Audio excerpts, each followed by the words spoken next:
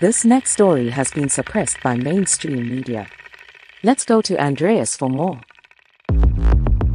Everybody, tune in to Recent Tartarians! Recent Tartarians! Recent Tartarians! Hello. Welcome to the Xirtus. Tune in for another exciting episode of wonder, imagination, and discovery. Recent Tartarians! Несмотренно образует всеобщие закономерности, определяющие законы классической физики для нашего Sometimes I мира. look at the moon and just think, this skin's beautiful. Baby, when I met you, there was peace unknown. Что касается энергии наномира, то она превышает ядерную в немыслимое число раз. 10 в 74 степени. That's it. That's it. That's it. With your arms now. That's it. That's it.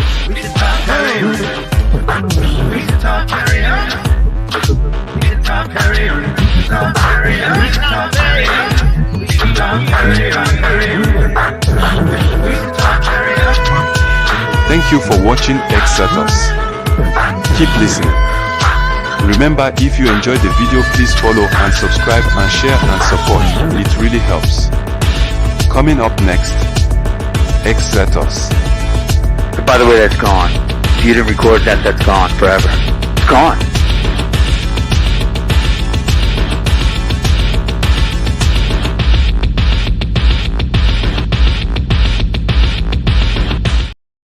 Let's quickly look at a global life expectancy graph from 10,000 BC to today. It's a little off, but you get the point, right? It's getting better all the time. I'm here with my favorite transhumanist, Gennady Stolyarov, who is the author of Death is Wrong, one of my favorite books at this point. Also a leader amongst men and transhumanists in general. Thank you for being here. I'm glad you made it. Thank you very much, Andreas. It's a pleasure to speak with you again.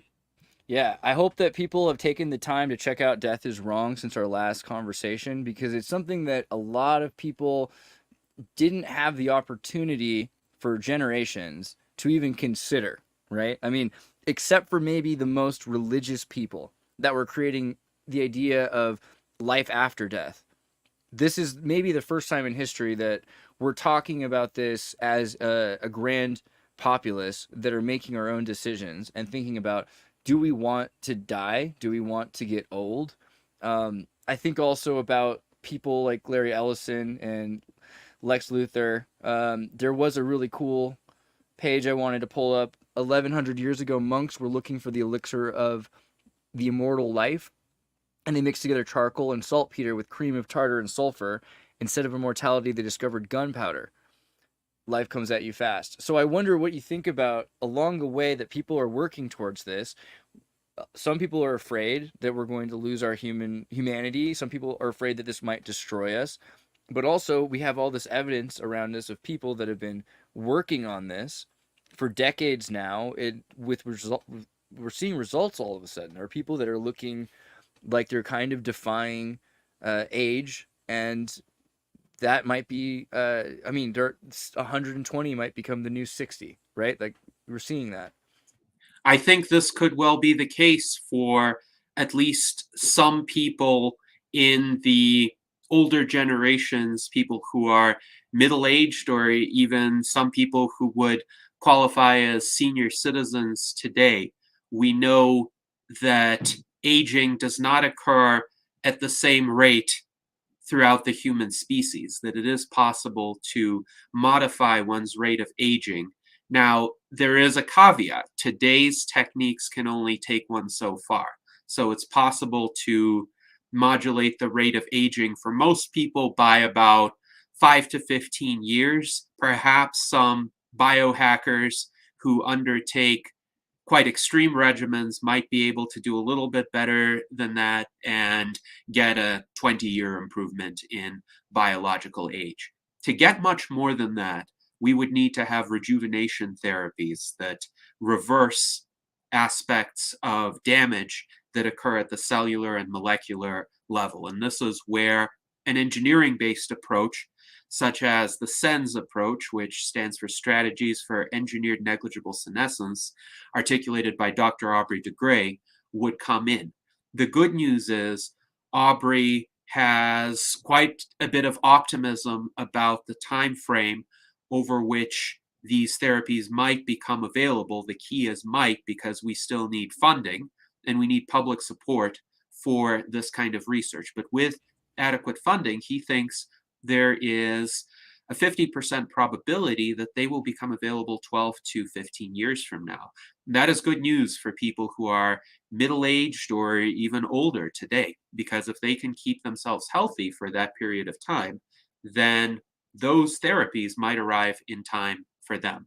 A good way to conceive of this is through multiple bridges to longevity. And this was the approach that was discussed by the famous futurist Ray Kurzweil, who recently also came out with a new book called The Singularity is Nearer.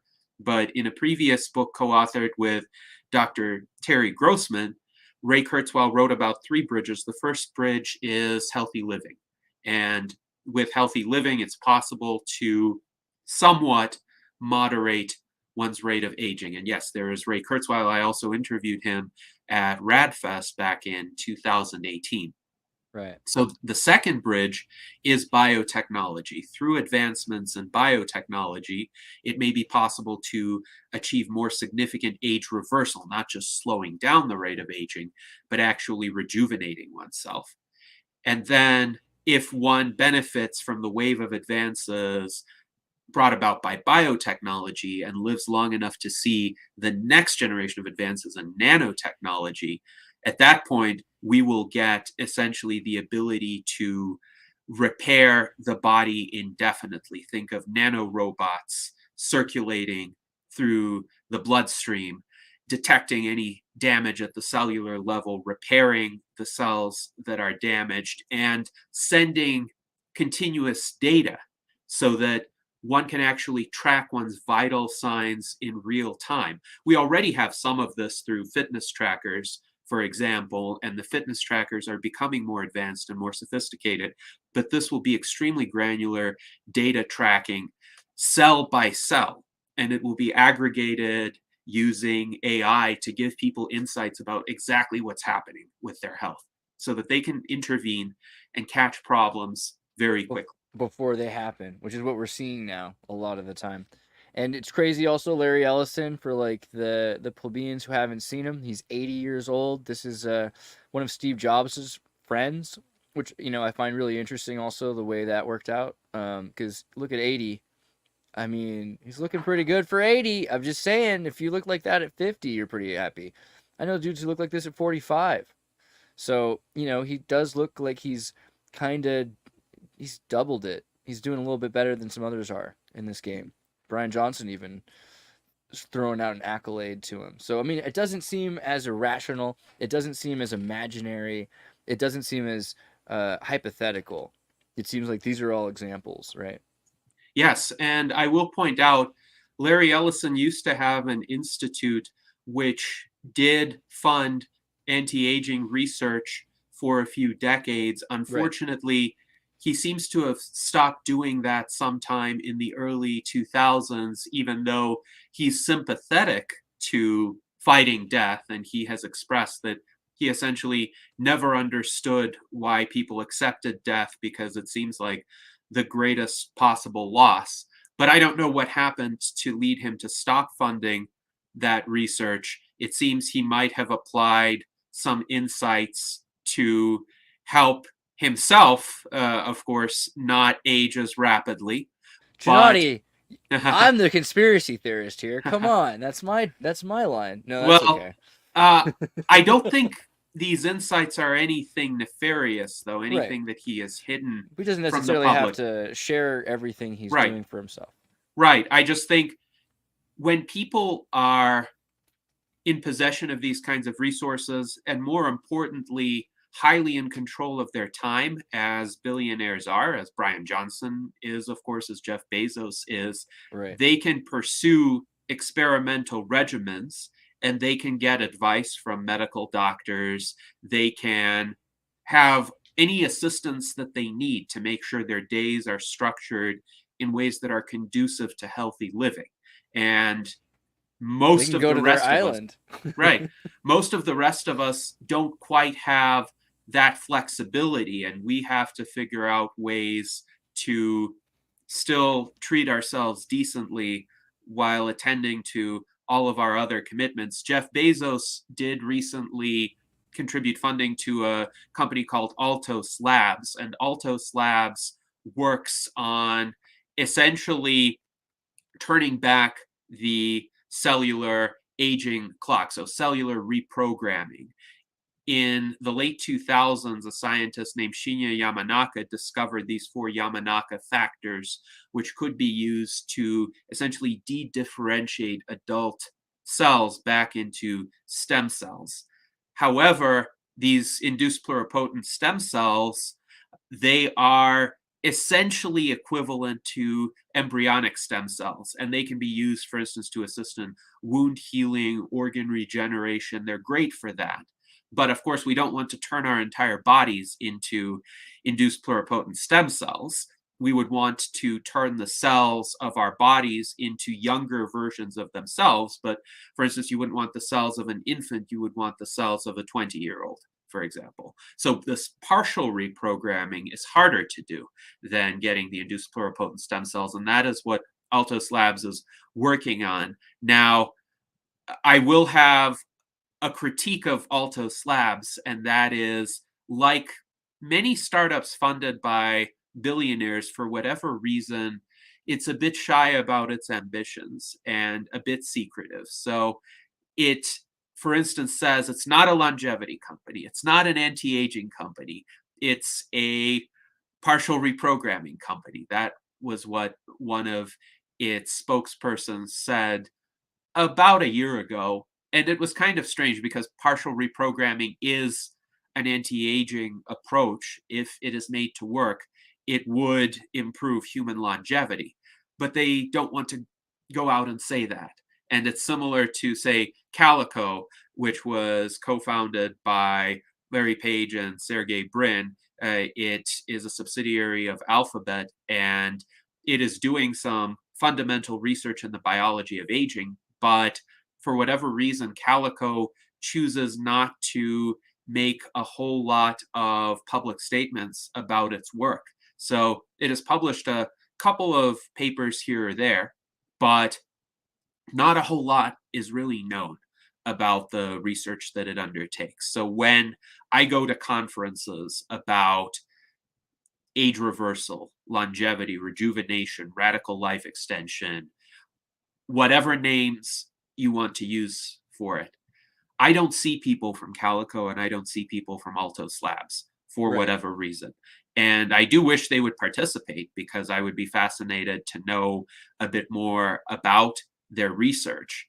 But I think that speaks to the importance of having a unified movement, having the millionaires and billionaires join the rest of us activists and advocates and researchers, and helping out with the many projects that are underway, like Aubrey de Grey's LEVF, the Longevity Escape Velocity Foundation, of which I am the treasurer, by the way.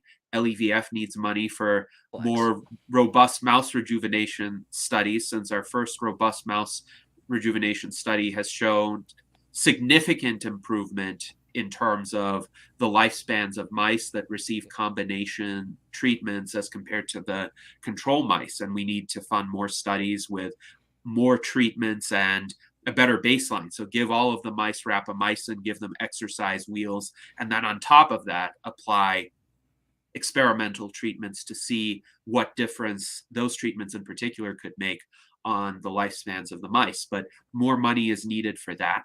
And then Bill Andrews, a friend of mine who runs Sierra Sciences in Reno, he is working on telomere research and inducing the enzyme telomerase to, one, prevent telomeres from shortening with every replication, and two, to even enable them to be lengthened, which would once again help with rejuvenation at the cellular level. I know he's in need of investors. So if any millionaires or billionaires are watching this show, please contact Dr. Bill Andrews and see if you could work with him to enable him to make a breakthrough, because he has told me for a number of years now, if he had enough funding, he could possibly find ways to reliably induce telomerase in human cells within like a year and a half or 2 years of receiving that funding. So we are close if we put in the money, if the public supports this research enough, or enough billionaires support it, that we can actually make these breakthroughs that are on the horizon. It's interesting thinking about Altos and Calico writing new DNA code, because that's, you might have a legal segue there to say it's different than anti-aging research. Maybe there's some benefit to that I don't yet understand. But also by studying aging and understanding the metabolism of cells and genetics, and they can maybe train cells to do things like younger cells without actually emulating the way your cells were when you were younger.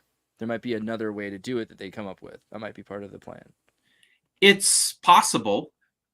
I think one of the implications of their secrecy is we can't quite discern what they're doing. So they could be doing what you mentioned, but I just wish they were a bit more transparent. Well, this is why Brian Johnson. This is why Brian. We should talk about the insular elite mortals and William Shatner. But first, let's look at a guy who gets a bad rap for telling everybody everything he does. Right? I mean, here's a guy who one time, come on, man, like it's like that Scottish joke where you have one sheep, but he's got one time he does his intergenerational blood transfusion, finds out it's not super useful for him to use his son's blood, but ends up still giving his blood to his father. Right? So he's actually also extending his father's life. But he's been doing all sorts of anti-aging regimen where he's disclosing what he's doing. He's fully open about it. It's exactly, and people are calling him, and I think people are afraid of him, right? Like I think it's almost like to the pitchfork and iPhone wielding proletariat, he is a vampire. Because there's nothing else to compare it to. It's so outside the realm of the working man's belief that he can like not die if he chooses, like what to choose. Like it seems bourgeoisie. Well, I admire Brian Johnson in a significant way because he is not afraid to outright say, don't die, that is his goal, to avoid death. And I had a nice brief exchange with him. Minor flex. I was about to say, you've actually got a good interview with him right here.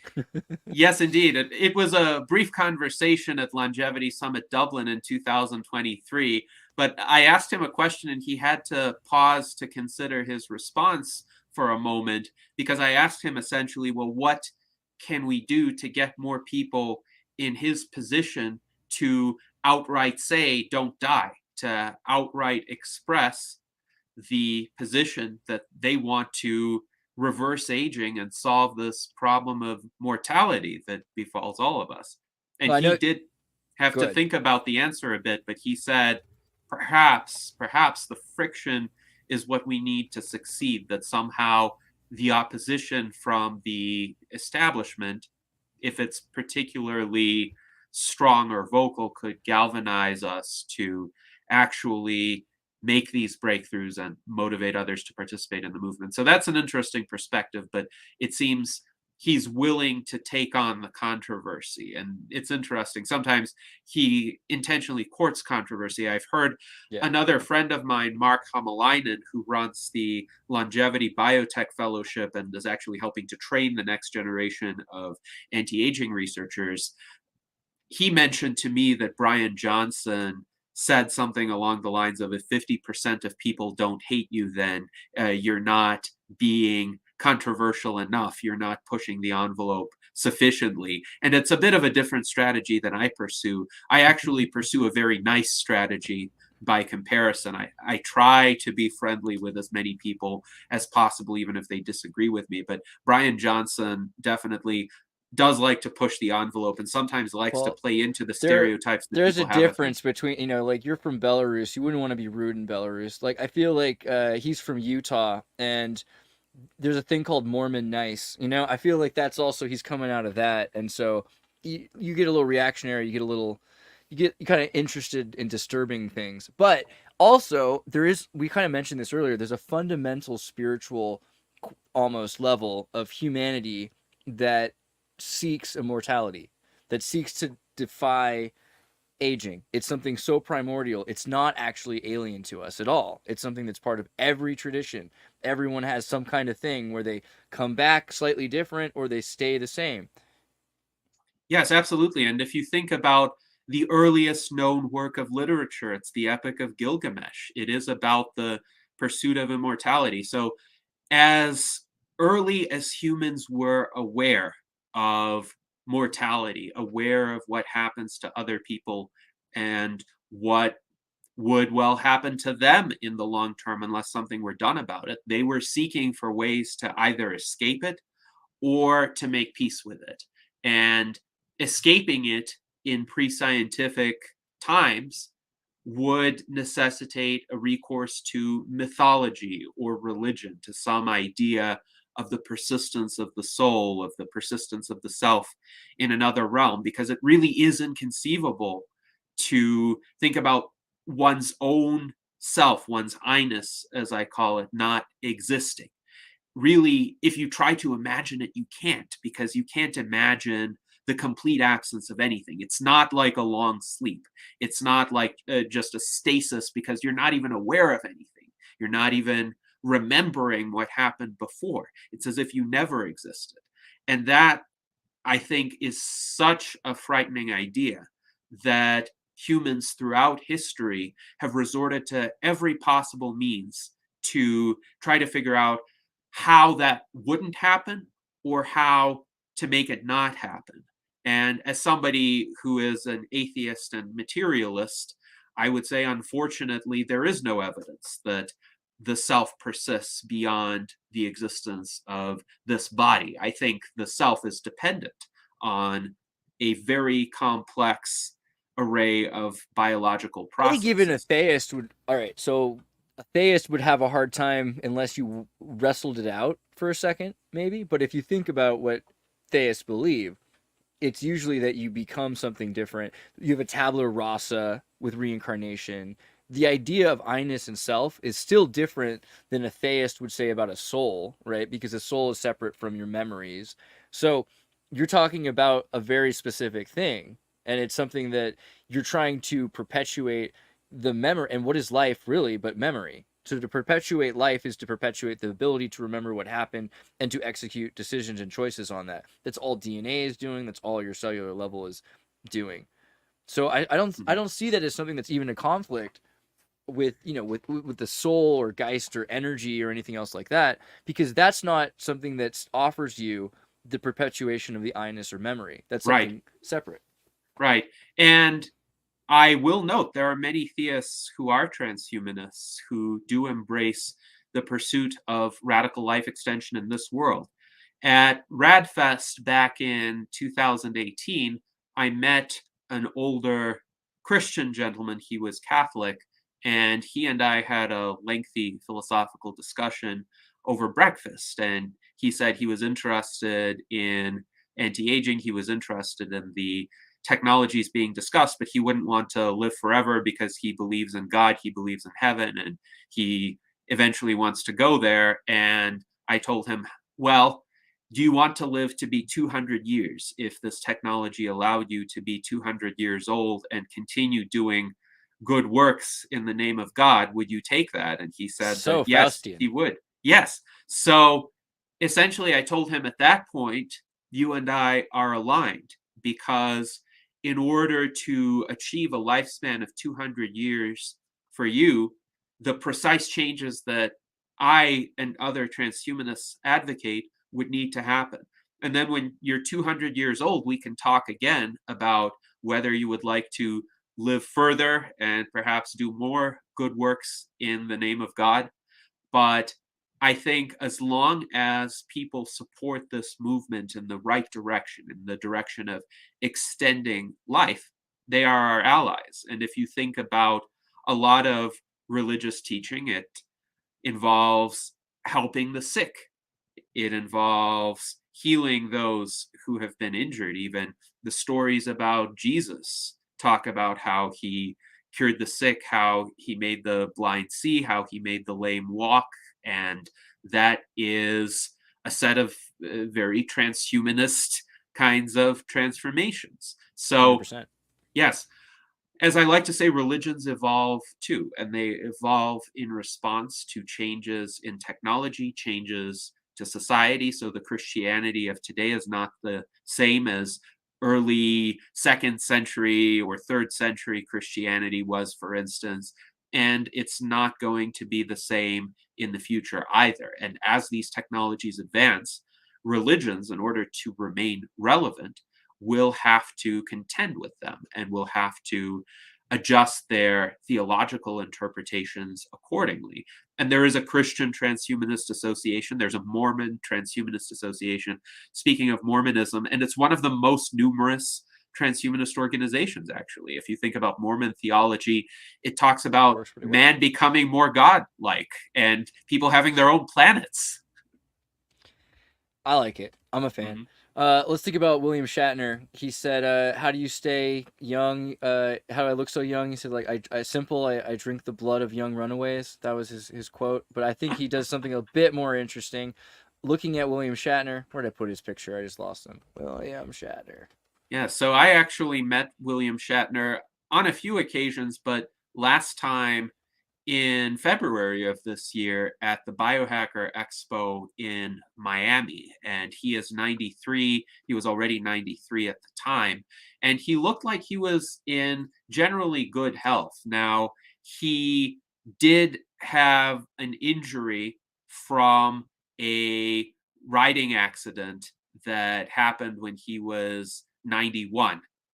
And so he had a shoulder injury that he was trying to get treated with various experimental therapies. Like he had an if you're riding a horse at 91, though, I mean, yes, he had an individual applying this red light therapy patch to him while he was talking to us. But it was a nice conversation. We sat around the table. There were about 10 of us in all, and I was actually able to share with him some of the developments in longevity research, including advancements along the lines of the SENS approach that Aubrey de Grey talked about. But he was really interested to get these treatments as soon as possible. So I saw a kind of look of disappointment on his face when I mentioned Aubrey's probabilistic time frame of 12 to 15 years from now, because I think it's obvious he wants it to happen sooner. I also did ask him about how he has been able to remain this healthy for so long. And he actually said he didn't really need to go see the doctor until he was in his late 80s. So I think some of this is genetic luck. I also think some of this is the avoidance of particularly destructive habits. So if you think about William Shatner, if you look at him, he seems like a person who has led a kind of moderate lifestyle, not exceptionally athletic. He was an alcoholic for a while, but he quit that after his divorce in the 50s or something, right? Yeah. So in his 50 years age. Right. He quit it early enough. Yeah. He quit it before it did critical damage. Yeah. And this is actually an insight that I was able to gather from my friend Victor Bjork, who is a biogerontology consultant. He also was involved significantly in longevity activism for a long time, and he and I actually co-organized 2 virtual running races during the depths of the pandemic in 2020 and 2021. So he now lives in Malta and he consults for various businesses. He has gathered a lot of insights about supercentenarians, people who live past the age of 110, and what differentiates them from most people. And what is key is that these are people who didn't necessarily have extraordinary physical fitness. They didn't have superhuman attributes in anything, really. But all of their attributes were good enough that none of them suffered a critical failure until very late in their lives. So Victor pointed another out. nod to Mormonism, right? Brian Johnson, he just posted, alcohol isn't a good friend. It's clingy, tells you lies, wrecks your sleep, impairs your judgment, weakens sexual functions, doesn't respect boundaries. Word of wisdom intensifies. Absolutely. And, you know, the Mormons are correct about this. I'm pleased to say that I've been sober for the past 33 years, which means the last time I had a drink of alcohol was at the age of 4. And that's wow. Jesus a story went that long and ended up getting crucified. You know, that's a long, that's pretty based. Yes, yes. But that's actually one of the personal habits that I think have contributed the most to my health, just abstaining from alcohol, also abstaining from tobacco, abstaining from recreational drugs. Those decisions, which are not hard, by the way, because it's actually not hard to absolutely reject something. Moderation in anything is a lot harder. It's a lot easier for me to do things than to not do things. So if I'm like, I think a lot of these billionaires that are regulating everything they do in their day, there's no time for recreational drugs. You know, they have to be taking the supplements that they're supposed to be taking. They have to be eating the food they're supposed to be eating. They have to be exercising when they're supposed to be exercising, sleeping when you have to. You run out of time to waste if you try to take care of your time. Right. Well, people who have a sense of purpose, people who are focused on whatever it is they want to achieve, they will take steps to achieve it, and they will think about, well, what helps that purpose and what hurts that purpose. And certainly having a sense of purpose, particularly later in life, can help to prolong life. A lot of economists, architects, painters, composers, those who lived into middle age and later, they tended to remain very productive well past most people's retirement ages. Like Frank Lloyd Wright went into his studio and was designing buildings essentially until the day he died. There's a painter named Alpheus Philemon Cole who lived from 1876 to 1988. And I've just started essentially resurrecting interest in his paintings through my virtual travel series on Facebook. But he's the oldest known painter. He lived until the age of 112, and he continued painting essentially until the end of his life. So these people tend to have more of a sense of purpose. They tend to have more of an understanding of what their lives are about. But what's absolutely crucial is they don't let their weakest link fail. So what could a failure look like? It could look like a heart attack or cardiac arrest or stroke or cancer, for instance, terminal cancer, though some cancer survivors have gone on to live a long time if they got rid of their cancers. So a good example is actually my grandfather. He had a form of skin cancer in his 60s, and he's 90, getting close to 91 right now. And because that cancer was completely removed, he was able to survive for a long time after that.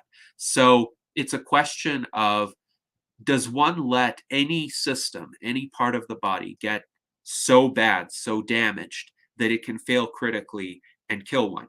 If not, then right now what happens is aging still occurs at the cellular level. So people do become frailer. Actually, another friend of mine, Natalie Coles, who works with supercentenarians and she visits them. She has visited previously the oldest woman in the world, Maria Brañas, and she draws their blood. She takes other biomarkers, and she also finds out about their life histories, their family histories. And yes, this is Natalie Coles. She pointed out that it takes a lot of skill to draw their blood because their blood vessels are not like ours. They're very fragile. And if you make a mistake, essentially, there will be blood everywhere. You could do a lot of damage unless you really know what you're doing. So these people still age. They still become frailer. But even at that frail state, all of their systems are functioning at some minimal level so that they last longer than most of the rest of humanity. But of course, they can only last so long.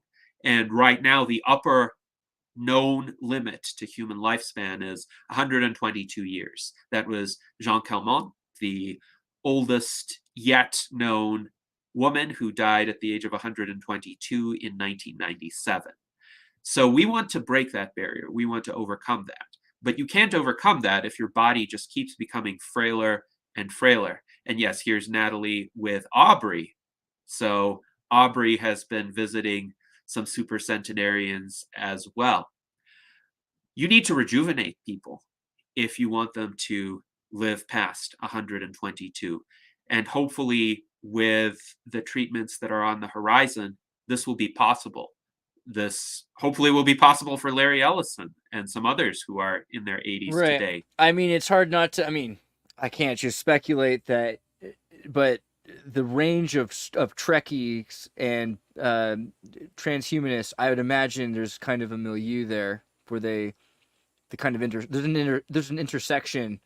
So I can imagine that if anyone was going to save anybody, transhumanists would save their favorite Captain Kirk. Mm-hmm. And I could see that. I could see that maybe there's a group of people that are getting insular treatment. Do you think that that's something that's happening, and what do you think that's going to look like? I mean, you've obviously campaigned against that. You've tried for a long time to stop that, but do you see it happening anyway? Well, what I think is it's very difficult to keep any kind of secret of this sort for long. And the reason is there's every incentive in favor of this knowledge, if it's genuine knowledge, spreading. First of all, if there were hypothetically a conspiracy to keep these treatments or regimens confined to a few people, there would be defectors. So if you think of this situation, you could think of Brian Johnson as a defector of sorts, because he clearly doesn't only want billionaires to have access to these treatments. He tells people about his regimen, even if it's more expensive than what most people's resources allow. But he points out people could do 80% of what he's doing on essentially an ordinary budget. So there would be defectors. But the other part of it is there would be incentives for both businesses and governments to make genuinely efficacious treatments available. Businesses, because they want to expand their market share. And if you think about it, what would be a better market? Would it be, say, 5 billionaires who pay you $1 million a piece, which means you would have $5 million in income? Or let's say you have 100 million people to start with, and those 100 million people pay you $1,000 a piece, and all of a sudden you have $100 billion in income. And maybe it won't just be you, it will be a bunch of competitors, because competition is what tends to drive this kind of availability. But take a look at the typical cell phone. This is a much more powerful device than millionaires and billionaires had at their disposal in the year 1990. If you think about all of these bulky cell phones that used to be status symbols, well, now even a subsistence farmer in sub-Saharan Africa has access to a better cell phone. The key is that there be freedom of innovation. Now, governments, if they're rational, which is a big if, by the way, if they're rational, will have certain incentives. So imagine if the costs of Medicare could be greatly reduced, or people don't have to retire as early, because a lot of retirements are actually because people can't work, not because they don't want to work. So if they are not costing the various social safety systems as much money, if they can get cheaper rejuvenation treatments, then governments may want to subsidize those. Just as right now, essentially every government in the developed world is subsidizing preventive care, even the United States. So the United States, under the Affordable Care Act, pays for every person to have an annual preventive checkup and a certain basic lab work. And of course, in Europe, even more healthcare is supported in that way. And there is a rationale for prevention being less expensive than having to deal with severe illnesses once they occur. So anti-aging is the best kind of prevention, because if you think about diseases like cancer or diabetes or most forms of heart disease, they strike the elderly at orders of magnitude greater rates than they strike people who are in their 20s or 30s biologically.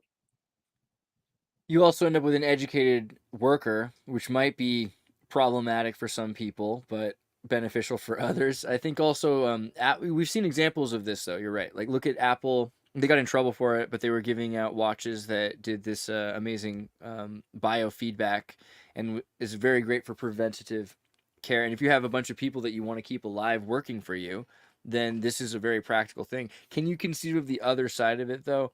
People that, you know, are trying to keep this from people. Who's benefiting the most from trying to keep this out of the hands of people? Mm-hmm. So, of course, there are people who are opposed to this. And what are their tactics? There are some people who are opposed to this from an ethical perspective. A lot of bioethicists, people like Leon Kass, who served on the President's Council on Bioethics during the George W. Bush administration, will make arguments like, well, it's virtuous to have a finite life because it focuses people's attention, it gives them a sense of urgency, and so forth. So these are people who have ideological motives. But I think there is a kind of deeper he does look like the kind motive. of guy who would like, you know, the idea of death, just, you know, generally. Right. And there were two other bioethicists who actually died fairly recently, Sherwin Newland and Daniel Callahan. And they both wrote that essentially people should not receive treatments to prolong their lives after about the age of 85. So Newland died at the age of 83. Callahan lived a little longer. I think he lived to be 89 or so. And then he died. But they essentially got their wish. They died in their mid to late 80s. But is that really the fate that the rest of us should want for ourselves? It seems that these are people who kind of figured out all the answers for themselves, and they became comfortable with the notion of a finite life. That is essentially the extent to which they could find meaning, as if so depressing, isn't it? Yeah, as if you could exhaust all the possibilities of life in 8.5 decades. And they got their wish, but should that be the fate for the rest of us? And furthermore, should we be allowing people with those kinds of limited horizons to control and limit what the rest of us can do? So that's one source from which our enemies could stem. But there's another source, and that is institutional dysfunction or short-sightedness, where people might not actually have some grand overarching design to stop this technology. It's just in the short term, using the dynamics of public choice. If you think back to the public choice school of economics, they talked about concentrated benefits and dispersed costs of particular kinds of policies and interventions. Think about US sugar subsidies, which have artificially propped up the sugar industry and made sugar more expensive than it would have been otherwise. And lest one think that making sugar more expensive discourages consumption of harmful sugars, think again, because a lot of food manufacturers, because actual refined sugar was more expensive, resorted to high fructose corn syrup, which is more damaging to one's health. Prohibitively unhealthy. Yeah. Yes. So this policy helped the sugar growers in Florida and other warm environments Her in the United Majesty's States. Sugar King. Yeah. Yes, but it harmed the rest of the U.S. population, not just because it increases the cost of food and everybody else is paying for these sugar subsidies through taxes anyway, but also because it tends to damage the health of the population. People are consuming their sweets in a less healthy form. So that's just one example. And another example could be the mainstream pharmaceutical industry. And again, I don't think they're against life extension. I don't think, contrary to what some may assert, that they're intentionally trying to keep people sick. I think it's more like they want to keep out competition So they've captured the FDA, the Food and Drug Administration, and they've made the process of reviewing and approving new drugs and new medical devices artificially far more expensive than it could have been. So it takes, on average, $2 or $3 billion in 10 to 15 years to get a new drug to market. And what startup can afford to do that? Essentially, any startup that has a promising idea has to try to get bought out by big pharma in order to have the wherewithal to get its drug through clinical trials. So we need FDA reform. We need it to be possible, at least, to have the ability to market a drug after it has passed safety trials. This is the system that was recently implemented in Japan, so that data on efficacy can be gathered from actual patients. And yes, there could be disclosures, informed consent, so that people know what they're getting themselves into. And furthermore, we need an expanded form of right to try. The Federal Right to Try Act, which was a step in the right direction, unfortunately only applies to terminally ill patients. In 2023, a bill in Montana, the Montana Right to Try Act, was passed, which allowed essentially all willing patients the right to try. And that needs to be scaled up to the rest of the country and ideally the rest of the world. But we also need to make the pharmaceutical companies more comfortable actually offering these experimental drugs. And insurance companies need to be more comfortable covering them, because right now, even in cases where a patient has the legal right to try, a pharmaceutical company could say, well, sorry, we're afraid of the liability potential for this if we let you try this drug. Or the health insurer might say, well, this costs a lot of money, we're not going to cover it. So we need to figure out approaches for these entities to be more comfortable. Again, I don't think they are the enemy as individuals or as organizations per se. I think the incentives are misaligned and the understanding and the long-term interest is not there. Short-termism is really the biggest problem, focusing on the very near-term future at the expense of the longer-term future. If you think of election cycles, how most politicians are in campaign mode all the time, and they think about what issues will get them the most attention and get them elected.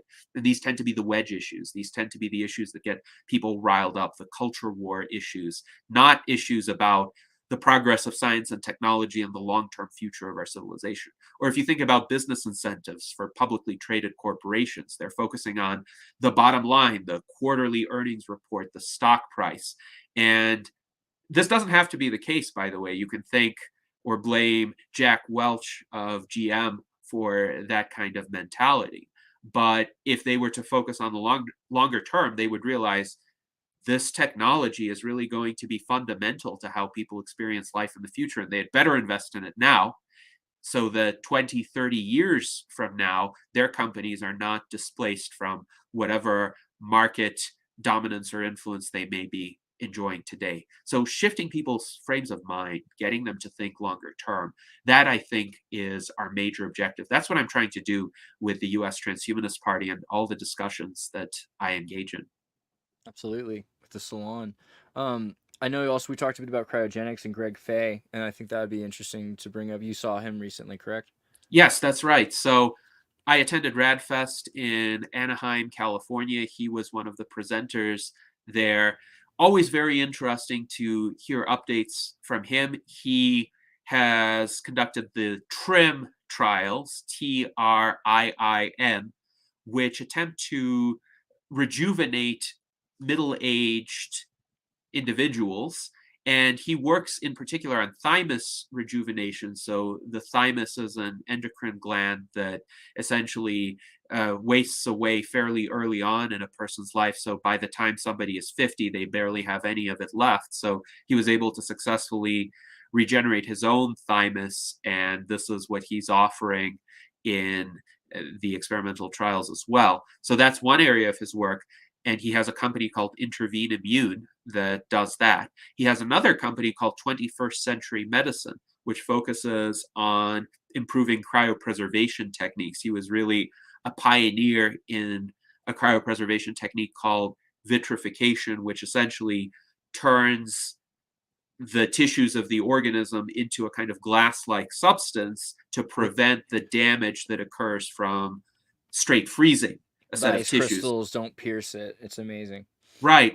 But the key, of course, with vitrification is if you've turned your organs into this glass-like substance, you want to figure out how to reverse that and undo the toxicity of the cryoprotectant. So he has been working on that for a long time, and we know it's possible to bring back C. elegans worms, for instance. So they've been vitrified, and then their vitrification was reversed, and there were experiments done by Daniel Barranco and Natasha Vita-Moore showing that a worm that has been revived from cryopreservation actually preserves its memory, so it can recall objects that it had seen and interacted with before it was cryopreserved.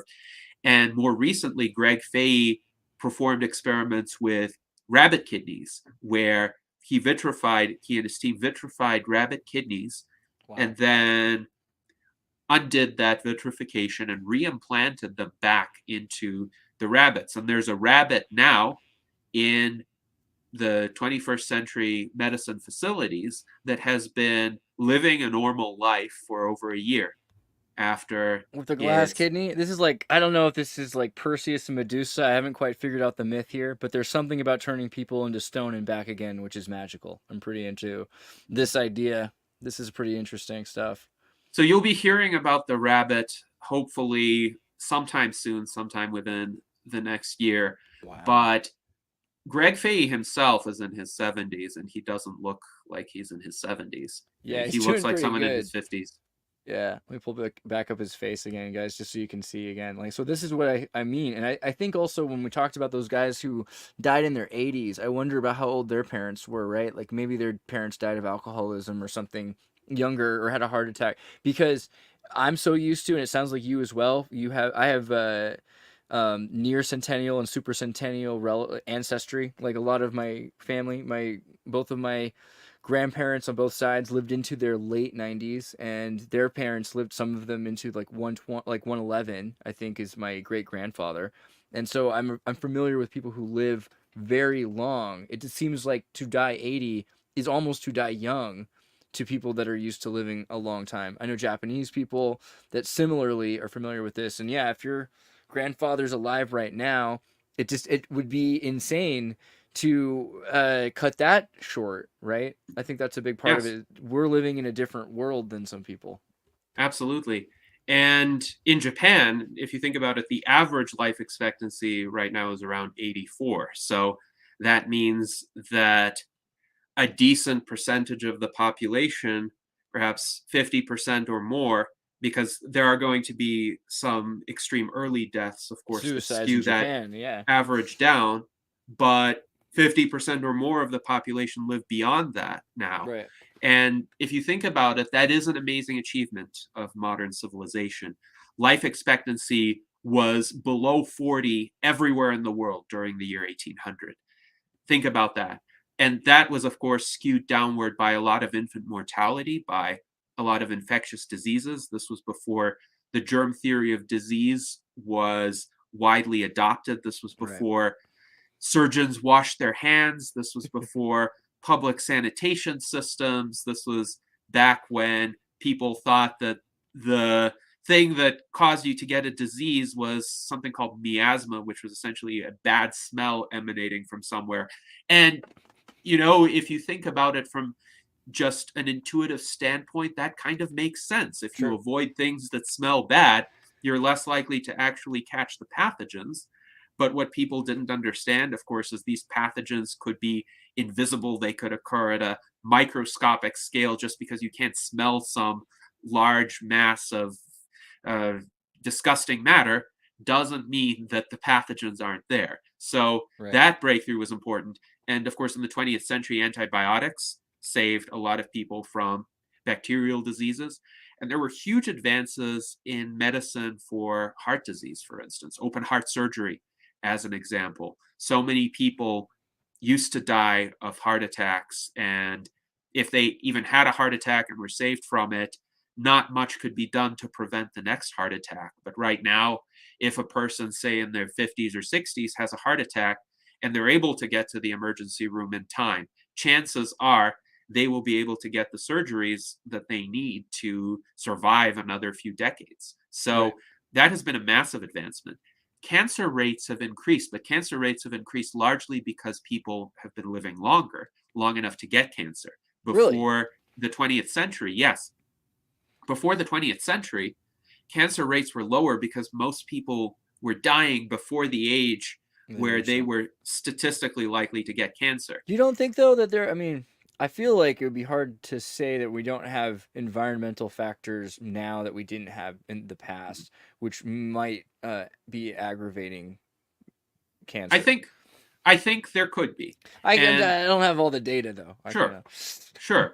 And it's a nuanced story. It's not one thing or the other. It's a matter of looking at particular influences. So it's definitely true that as you get older, and even just the idea of what cancer is in terms of tumors that are growing, or that there's a lack of equilibrium in your cellular body. I think that makes sense, and it's also a big concern with the anti-aging rejuvenation techniques, is that we're concerned if cancers could arise from that. So there have been, for instance, some concerns about certain gene therapies or certain administrations of stem cells, if not done right, hormone therapies, if not done right, leading to cancer.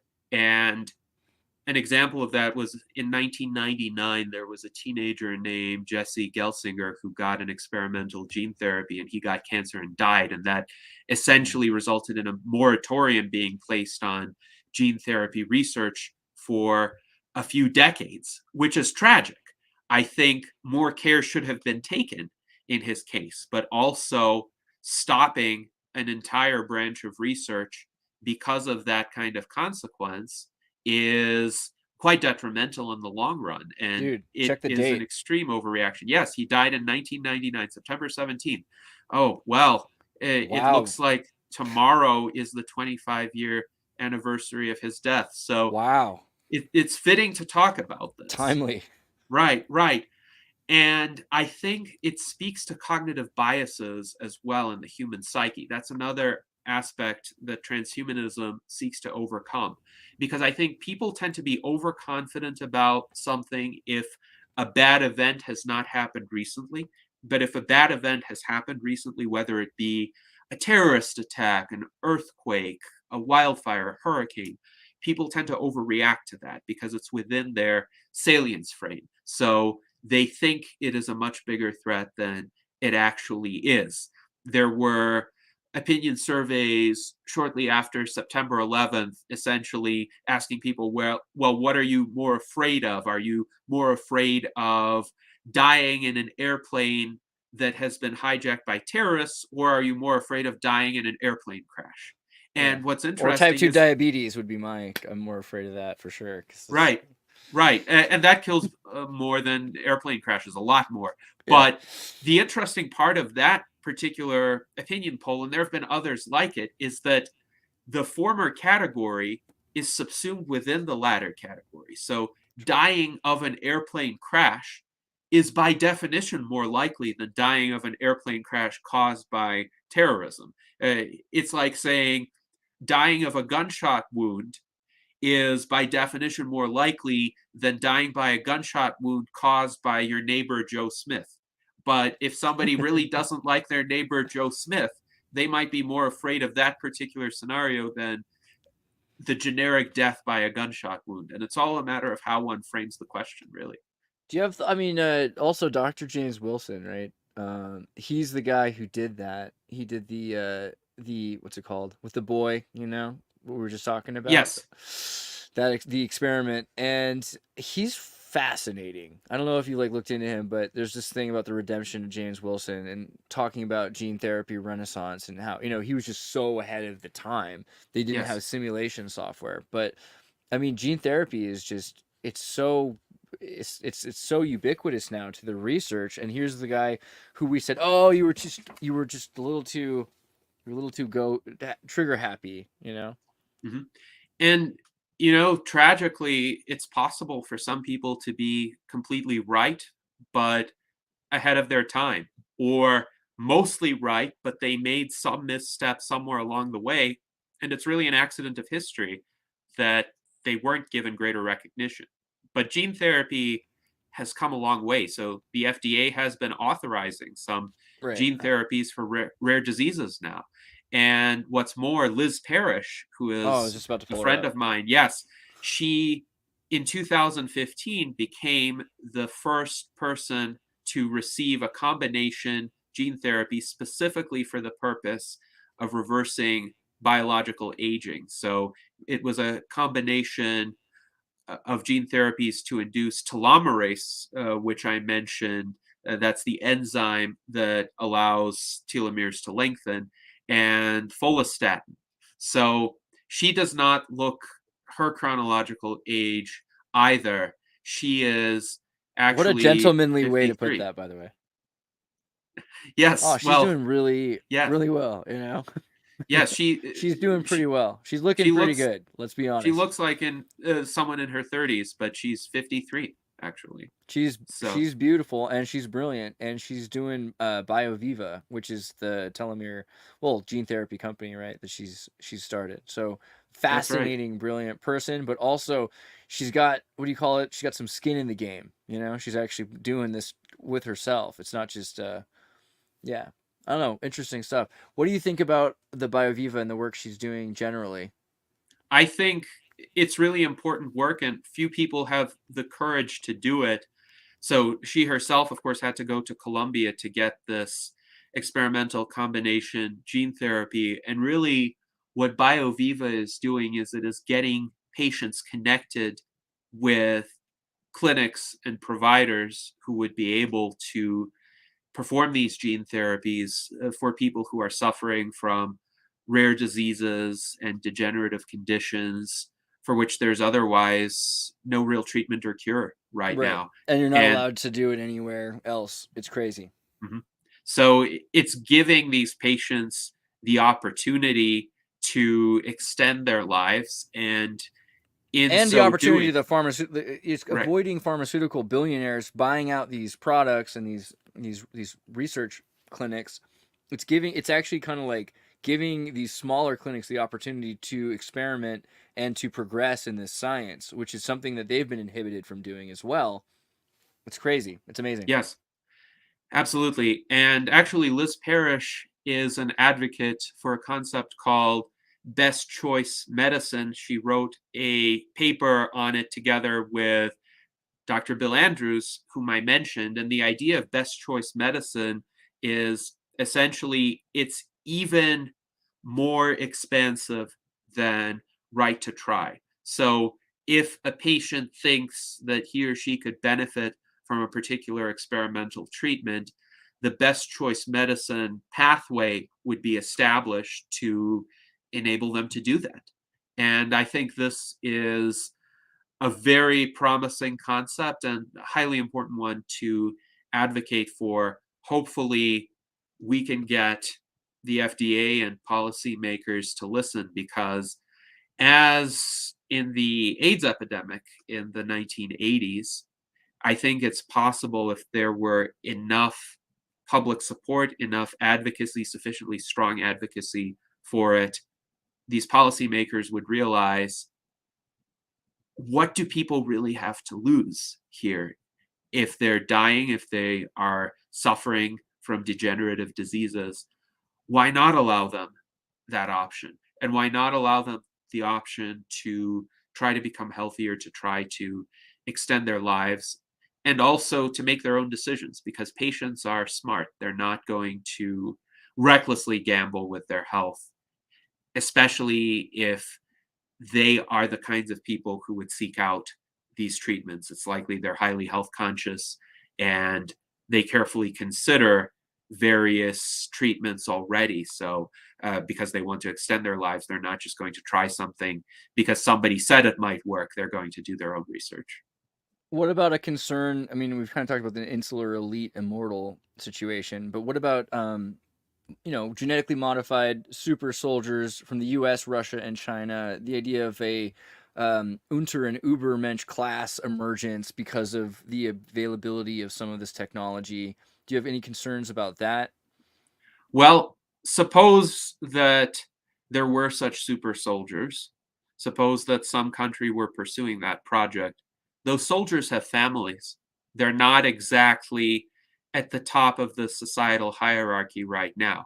Right. So, what would the implication be if only they were genetically enhanced? Would the ruling elite of such a country, even if its sole intention is to create more resilient fighting machines, would that ruling elite limit those enhancements to a stratum of people who are not at the top? That would seem to be rather odd. So I think if they're creating super soldiers, that technology is going to spread to other segments of the population. And they wouldn't be just the elite segments. Think about some middle class professional. And let's say this middle class professional right now makes 3 times the salary of a typical soldier. And that middle class professional says, why in the world are they getting the treatments and we're not, even though we can pay for them too? There would be an outcry at that point, and I think the treatments would be made available, at least early on, to the people who can pay, but then the cost will come down through competitive dynamics. So the super soldier scenario doesn't actually worry me. If super soldiers existed, I would say, one, of course, that would be good for the soldiers if they could survive harsh conditions to a greater extent. We want to minimize casualties in war. It would be even better if human fighting individuals were replaced by machines, but not machines that killed people, machines that fought other machines in a kind of ritualized contest to determine which side would prevail. And that way you spare the people, you spare the infrastructure, you spare the resources, and you could even have conditions for resolving the conflict. Like if your country's fighting robots beat the other country's battle robots, then your country gets this piece of territory. So it's a kind of more genteel method of warfare. But the super soldiers, I think, would not be problematic necessarily as long as they're not engineered to be ruthless, for example. Right. Well, that's another thought. Actually, I love how casually accelerationist you are. I mean, you have a minor appreciation for the grace of chaos, and that's good. But there are 2 genes linked with violent crimes that the BBC has been posting about, right? Talking about the warrior gene and the crime gene, which is such a British way to call a gene, the CDH13 gene. And there's been these videos on the internet, the idea of like isolating genes. Maybe you pull them out of people to make them more docile, or more to your point, maybe you encourage them to exist in a population of super soldier. But what do you think about this also, as we look at transhumanism, the idea that they can literally, if it's not just me making my own decision, they can make decisions about what kind of a person you become and your offspring become? Well, there is the element of free will, though, and there is the element of For now, how one interacts with the rest of one's environment, one's upbringing. We had the free will debate on your channel, and my point is that a person's identity, behavior, personality are not either internally or externally determined by factors outside of their control. Sure, there can be influences, and some people may have genetic influences in a particular direction. Some people may have environmental influences in a particular direction. Even those influences are complex. It's not like you can isolate a single one and say, this will definitively bring about certain results. But moreover, people have choices, and they're able to make choices to overcome certain kinds of influences. And I think there is no, let's say, recipe for changing the makeup of somebody's personality or the predominant personalities in a given population. I think if it were that easy, it would have been done already. But I would say what's more important is to cultivate institutions and cultural norms and norms of rational discourse that bring out the best in people. And yes, they could be aided by genetic engineering later on. But They it's not could, just that. You're right. right, exactly. So it's Like more your complex than this. Michael Rose, his whole thing on diet and aging, kind of to Brian Johnson's point that 80% of the work is just eating healthy, is just eating the right foods, right? I mean, we look at people who live into their 90s and we see where they come from in the diets they have, and that seems to be part of what helps. Yes. Well, it's interesting too. Michael Rose is 69 right now. He looks a lot younger than Yeah. his chronological age. I saw him at Radfest already. He has definitely taken very good care of himself. But it has also become somewhat of a trope on social media fairly recently that millennials actually look younger than their Yeah, chronological maybe ages. microplastics aren't such a bad thing. I don't Mhm. know. I don't know. Well, I have a few ideas about why that might be the case. Number one, sunscreen. So our generation is really the I first to take that seriously. I didn't use a lot of sunscreen, so I don't know. And I feel like I wonder if I did how I would be different because a lot of people I know who use sunscreen. Uh, I mean, they have like they're more. I feel like it does something to this. I don't know. Maybe not. But what about glucose levels? I mean, we talk about corn and sugar. Mhm. I feel like that's a really big reason why people look young. Is like the rejection of the natural sugars and these strange synthetic Right. sugars are changing the glucose metrics. Yes, it's possible. So I am not an opponent of artificial sweeteners, by the way. If somebody has a choice of drinking regular Coke with sugar or drinking Diet Coke or Coke Zero, I would say pick the Diet Coke every time because having as much sugar intake as many people get just through soda consumption or sugared beverage consumption definitely cannot be healthy for one.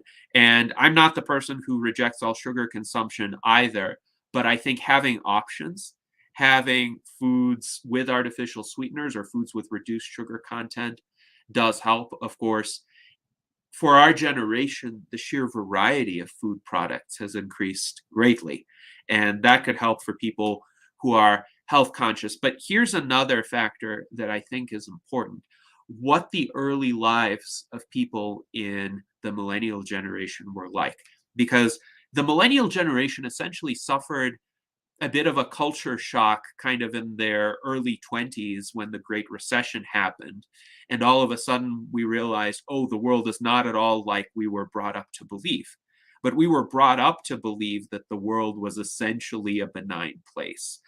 At least millennials who mostly grew up in the United States or in the Western world, they were essentially taught, well, if you just study hard, get good grades, work hard, get into a good college, then the path to prosperity and advancement in life is open to you, and it's just up to you, and the system will treat you fairly. Well, that turned out not to be the case, but we really learned that already by the time that we had, at least many of us had, fairly stable and benign early experiences in life. And I I think think I that offended somebody about aspartame, but I just want to I'm gonna back you up here, okay? Like nobody bully him, because like if you really look into it, you've got two amino acids which are broken down rather easily and probably practical to have phenethylene. I mean, phenylalanine. I mean, phenylalanine is a probably practical thing in a lot of ways. It's just an amino acid, and when you digest aspartame, you get methanol. So up to you what you think about that in terms of your liver, right? There's definitely reasons why you would be careful about hyperconsumption of something that became methanol, but that doesn't. It's such a minor amount because it's such a hyper sweet substance. Unless, I mean, granted, you should be careful, but I think his point was if you're like casually, because I would never almost ever drink a Coke unless it was very, very, very social circumstance. In that circumstance, to avoid sugar and to have an artificial sweetener is probably, in that rare circumstance, probably better than just ingesting so much artificial sugar. Granted, we're talking about Coca-Cola, so it's right. probably not good for you either way. Right. Well, also, it's important to note other aspects of lifestyle are important. So I would say if somebody exercises regularly, whether that be endurance exercise or, say, some form of CrossFit or strength training, that helps a lot. And exercise really was popularized around the 1970s for the general population. It was not the case until fairly recently in our history that most people would try to get some form of exercise other than just as part of their day jobs. If they worked on the farm or in the factories, yes, they would be lifting heavy objects and moving around a lot, but that was not necessarily exercise that was optimal for long-term survival or health, because you could be doing backbreaking labor, for instance. You could be out in the sun for 15 hours a day, and that would age you very quickly without sunscreen, without much sun protection. I'm gonna terrify memory man here too, just because of that. So like methanol, obviously the chemical methanol function breaks down into formaldehyde and formic acid. And I know you're all thinking, okay, formaldehyde preserves bodies, right? Come on. It's too good. But I think the fact is, living in a civilized infrastructure really helps. The fact that the millennial generation, at least many of us, grew up in suburban or light urban environments with a lot of conveniences of civilization, with air conditioning, with working sanitation systems, with good infrastructure, with the ability to determine how much of our lives we spent indoors versus outdoors. And the 1990s were a fairly benign decade. I think all of that contributed. Now, the other part of this trope is that for whatever reason, Generation Z seems to be aging faster than the millennials. And the explanation for that, I think, is they grew up during harder times. So yeah, true. Many people right now who are in their early 20s have no idea what the world was like before September 11th. If you think about it, somebody who was born on September 11th, 2001 is 23 years old right now. So the kind of world that they knew, it was a more insular world, a more fear-ridden world. During most of the time they were aware of the world, the Great Recession would have already happened and kind of wreaked its havoc. The country had become more polarized. People are more couldn't go to their own distrustful of one another. graduation because the entire society collapsed on them. Yeah, right. So sucks to be them. this worries me, actually, because the transhumanist movement is in need of younger people. And right now, a lot of the active transhumanists are between the ages of 40 and 70. And these are people who grew up in more techno-optimistic times. Yeah. These are people who often remember the golden age of science fiction, the space race, the advances of the information revolution, people who saw huge improvements in films, in computer games. If you think about it, the first Mario Brothers game was released in 1981. So somebody who was 5 at the time who played it would be 48 right now. So these people are well into middle age. And they get the transhumanist ideas, I think, to a certain extent, and maybe quite paradoxically, more so than the younger generation, because the younger generation has been fed this propaganda of despair and polarization and how you must fear what the world is going to be like. And there are these grand problems from which there's no escape, like climate change, and you must hate the other 50% of the country, whatever that is, based on whether you're deemed part of the red tribe or the blue tribe. And that wears on people's psyches.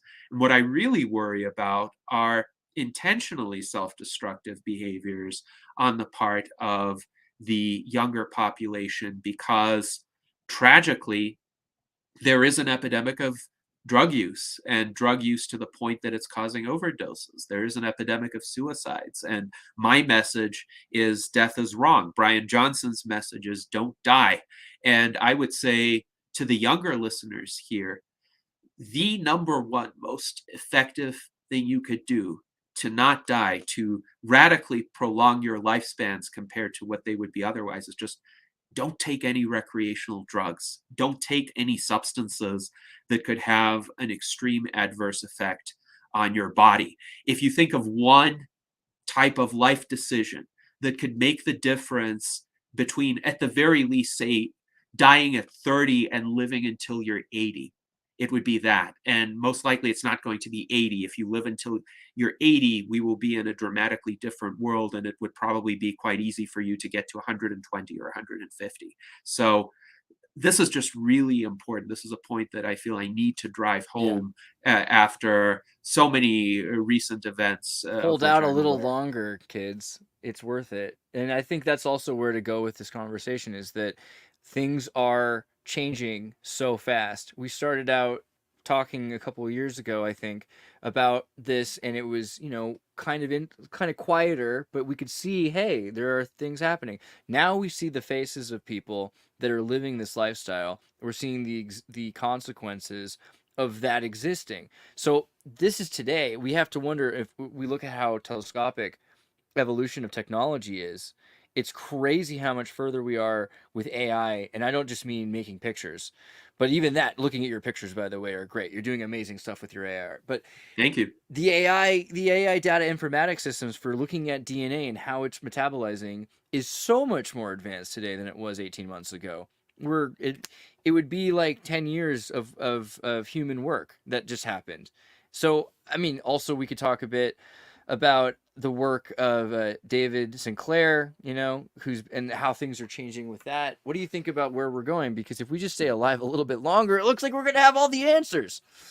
It's quite fascinating. So a brief note on David Sinclair. In early September, I recorded a virtual enlightenment salon with my friend Dan Elton, who is the director of scholarship of the U.S. Transhumanist Party, and he had the occasion to attend a small-ish gathering with David Sinclair in Massachusetts, where David Sinclair was interviewed by Manolis Kellis, and he has this interesting view on epigenetic aging. Yes, this is the one. And Dan went to the Human Augmentation Summit in Cambridge, Massachusetts, and then he went to this gathering with David Sinclair. There's even a brief video clip that he recorded that he brought back of his interactions with Sinclair. But Sinclair has this view of epigenetic aging as kind of being the rate limiting factor right now. And if we could address the problem of epigenetic aging, we could potentially reach 200 or 300 year lifespans. So obviously, there are many theories of aging right now. There are competing theories. And for instance, the damage repair theory that Aubrey de Grey articulates essentially says you have to somehow address all of the 7 principal categories of aging-related damage to get that kind of life extension. But David Sinclair seems to think that this epigenetic aging problem is the one that, if it gets solved, that by itself could double or triple the human lifespan. So it's definitely worth looking into. Now, in terms of advances in AI, I will say I am most recently impressed by how the ability to solve mathematical problems has improved. Because when I originally tried out various math problems with ChatGPT in 2022, it made some mistakes, and it made mistakes in a way that was a bit devious, because it could show its work, in quotes, in a structure and format. It looked good, that would be plausible to somebody who perhaps was not as familiar with the substance of the problems that it was trying to solve, except it would be wrong. Yeah. Yes, it would be like sneakily wrong, and then you'd have to figure out exactly where it made the error.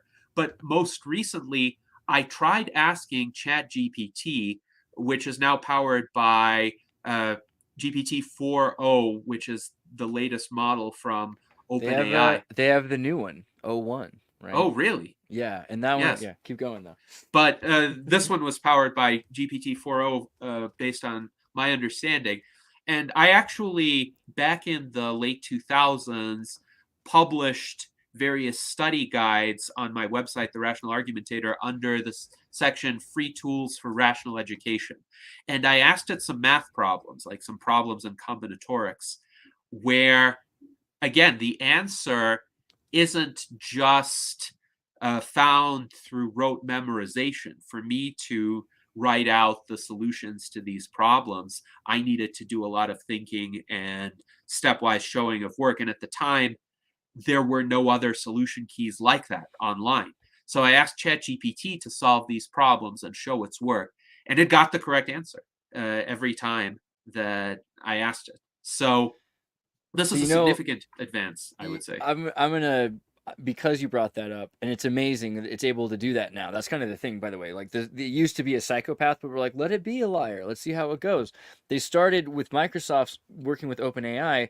What is the most popular note-taking software for university students? It's OneNote. OneNote is what people use. So studying that and studying actual students that are writing PhD papers, they created O1. All right. And so O1, how it works, we train these models to spend more time thinking about through problems before they respond, much like a person would. Through training, they learn to refine their thinking process, to try different strategies, and to recognize their mistakes. This is already a huge change from what we've been talking about in terms of AI. In our test, the next model's update performs similar to PhD students on challenging benchmark tasks in physics, chemistry, and biology. We also found that it excels in math and coding. I'm already testing some of this stuff. I did just as a quick thing to see like how good it was making particle. I was like, I want to make like a particle system.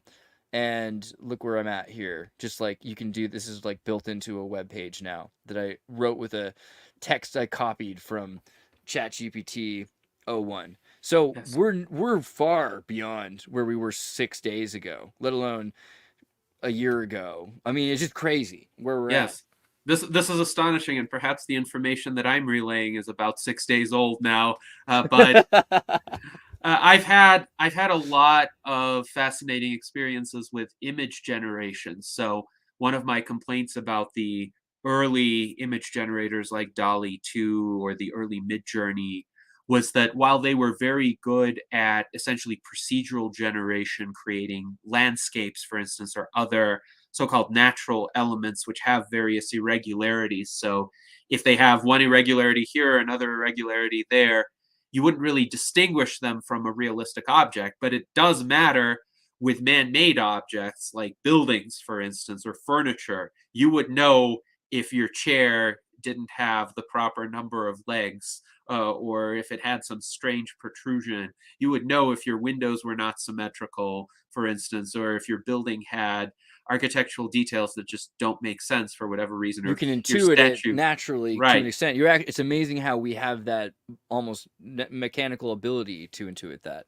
but only to a level that we know. Right. But more recently, there have been advances where even these features are able to be rendered to a much greater extent. They're still not always perfect, but sometimes I find it necessary to manually edit and refine some of the AI generated images. And there's a program called Flux AI, which produces immensely realistic architectural details where I find my need to brush them up is greatly reduced. And sometimes I can just use an image as generated and post it to my virtual travel series. Of course, if I ask it to generate landscapes, it does a perfect job, essentially. Yeah, it's getting pretty impressive. And also you can train it. The Flux thing is amazing because the more you're able to train it, and video now, like the video that it knows, that's really all of it coming together, that it knows the process. And if you can imagine AI able to see how things shift in a video, that's actually very practical to how DNA changes. I think that's what we're going to see very quickly. So again, with kids should be trying to stay healthy for a little longer. This technology is becoming, I mean, we're seeing it every day in real life. Yes, absolutely. And really, who needs drugs when one has this kind of technology that is directly accessible? So whatever kind of world you want to experience, you can experience it directly. You can control the experience. You don't have to chemically alter your brain in dangerous ways. I said Belarusian chair of the Transhumanist Party becoming immortal on daytime talk show. Instant. AI's doing good things. Well, that's interesting. I do want to also show, like, you put your money where your mouth is. Like, here is you banishing death, like, legitimately. Yes. So you're making sure. I want to make sure I covered also, we talked a bit about Aubrey Gray. I know he has been going through for years now, not just the struggle of trying to extend the life of humanity, but also come under fire, and people have attacked him. I mean, is everything working out now, or do you feel like there's an effort to destroy people that are trying to make this happen in the public sphere? Unfortunately, I do see that there's still a bit of an effort to destroy visionaries like Aubrey de Grey, but really people who try to step outside the mold of essentially trying to conform to expectations of what mainstream institutions will favor. And I really think the reason why Aubrey de Grey experienced so much, let's say, unjustified demonization during the past 3 years, less so now than in August 2021, was because Aubrey put forth this really ambitious vision where he said, well, look at the logical implications of this research. If we can reverse biological aging, even once for people who are in middle age at the time, that would buy them enough time for the next sequence of treatments, and those treatments would buy them time for an even more improved series of treatments, and that could lead to people who live thousands of years. In fact, he said, well, the first 1,000-year-old could be alive today and just 10 years younger than the first 150-year-old.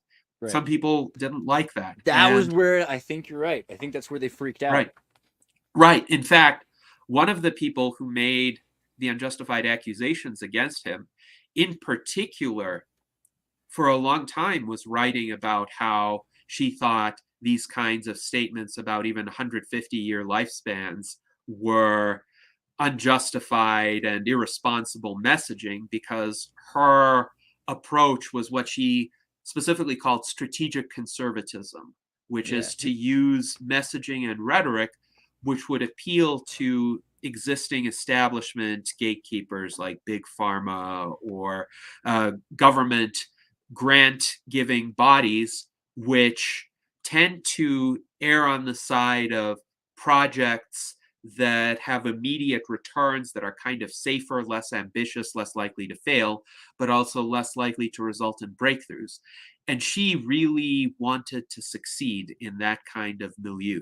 She wanted to build up a company very quickly that would get accepted by these establishment gatekeeper institutions. And what she was worried about was that Aubrey was kind of the face of the field, that Aubrey was driving the narrative in a direction that is a lot more ambitious, but maybe these establishment gatekeepers don't understand. Right. Well, you also have the ideological changes. We talked about the younger generation, but we grew up in a time, I remember very much, an anti-natalist de-escalation of the population agenda and ideology taught to me as a child. Like, we should be careful about having kids, wait till you're able to have kids, have less kids. People are having too many kids. This was something that was very much pushed. And so this idea that we could populate the world with people that wouldn't die. Also, I find it interesting that people that consider themselves scientists are so obsessed with the Book of Death and Buddhism. I don't know what that's about, but it seems like there's a lot of that. There's a lot of these people that think death is this noble thing, which is not, as we've said, very scientific. Right. No, it's not scientific at all. And I think there really is a fine line, I would say, between, let's say, justified criticism of certain traditions and traditional institutions and ways of thinking, and nihilism on the other hand. So it's important, if you reject something that was the norm in the past, that you don't just replace it with a void or replace it with some self-destructive mentality. And it's interesting too, I don't have any kids, but I'm not an anti-natalist. I think people ought to have the freedom to make that choice. But to say that it's bad to have kids, to say that it's bad to have a growing population, I think is misguided. Because as the population grows, from a sheer probabilistic perspective, you will get more exceptional individuals. And let's say, hypothetically, 1 in a million people is brilliant at the level of Newton or Galileo or Einstein or Leonardo da Vinci and capable of transforming civilization. But if they're just alone, if they work on their own, maybe they won't be able to have a lot of influence. They'll just kind of be in their studies and immersed in their little projects like Leonardo was with his notebooks, but they might not actually be able to bring that change about. And Leonardo was brilliant. He just didn't have the infrastructure to implement his ideas. But let's say there are 1 billion people, and now there are 1,000 such people who are each 1 in a million, and they get to interact with one another, and they get to form networks, they get to collaborate, they get to actually influence the way resources are allocated in society. So a population of 1 billion people is going to make not just linearly faster progress than a population of 1 million people. It's going to make exponentially faster progress because of these synergies. So if we add a few more billion people, that's going to add at least a few more thousand exceptionally brilliant people. And others are going to contribute as well. So we shouldn't underestimate the contributions of ordinary individuals, even if they're not able to bring about paradigm shifts. In the proper circumstances, they're able to make things work reasonably well. Really, if you avoid catastrophically bad outcomes, moderately good outcomes will happen, essentially as a matter of course. So if you have more people maintaining the various aspects of the infrastructure of our civilization, that would be better. Now, there are different ways of getting more people. One of these ways is through living radically longer, and that is an option that I greatly favor because it preserves the people who are alive now and all of the knowledge and skill sets and experience that they've accumulated. The others to breed like squid. I saw also when when Aubrey said that, and there was a decent amount of media about him talking about 100-year-olds, 1,000-year-olds. Right afterwards on Larry King, which I believe had a bigger turnout, they had Neil deGrasse Tyson, talking about not fearing death and why it's so important to die. I know, it's just crazy. But my thought is there any reason it would be worth it to win the race, to be the first? Aside from the fact that you want to be alive when it happens, is there some reason why they would want to have it and keep it off as long as possible? You know, you've made it clear it's likely to leak into society. But why would there be a reason that they're telling kids to just don't worry about it, die, vape, you know? So it's interesting because for a long time, the 4-minute barrier for running the fastest mile was not broken by anybody. But when Roger Bannister did it, all of a sudden, right after him, a whole succession of people started to run sub 4-minute miles. So whenever somebody becomes the first, whenever somebody becomes a pioneer in terms of a major breakthrough, almost always others will not be far behind. And I think it's because the accumulation of knowledge and ideas and aspirations in that direction will have just been so immense that the achievement couldn't just be limited to a single individual. Because think about, even if somebody lives to, say, 125 years, that's going to raise enough attention that people are going to ask, well, how did this person do that? Well, why is this person different? What changed? And whatever changed, it wouldn't have just changed with that one person in 8 billion now. There would have been other people who would have had similar beneficial changes, whether that be due to lifestyle, or maybe they were in a more fortunate cohort that hypothetically would have grown up in a more peaceful time. So say people in who were born in the 1920s, for instance, yes, they had World War II when they were in their 20s, but up until World War II, let's say hypothetically, they were growing up in more peaceful times than people who were born in the 1900s and lived through World War I as kids. So maybe some of those are going to live longer. Maybe they had the benefit of more modern technologies when they were in their prime. So if the first 125-year-old is among them, the second 125-year-old is likely to not be that far behind. So I don't think it's going to be the case that one person is ever going to be able to get that kind of age. And likewise, I think for other aspects of human endeavor, progress in AI, it's not going to be that one company will leapfrog so far ahead of the rest that it will just leave them in the dust. If one company doesn't make these advances, there are a few others that are not far behind that will. Or with space exploration, yes, SpaceX is doing some remarkable projects right now, but let's say SpaceX doesn't make it to another world, maybe Jeff Bezos's Blue Origin would make it, or the Chinese companies or the Chinese government will make it there, or the Russian space industry might get revitalized. So I think once all of the factors are there and they combine to bring about the progress, it's a question of whether we as a society accept it. Now, it could be that in a sufficiently early time period, that progress could get suffocated. And that's what I was worried about when Aubrey was suffering these unjustified aspersions cast in his direction, because I thought this was still early enough. The rejuvenation treatments aren't here yet. Or even just the subliminal messaging to tell kids that you shouldn't fear life, don't fear death. Fear the ozone layer, fear taxes, fear work, fear your dreams, fear your nightmares, but don't fear death. That's the one thing you can rely on. That is your God. That is what kids were told. It just seems to me like that seems very aimed and targeted.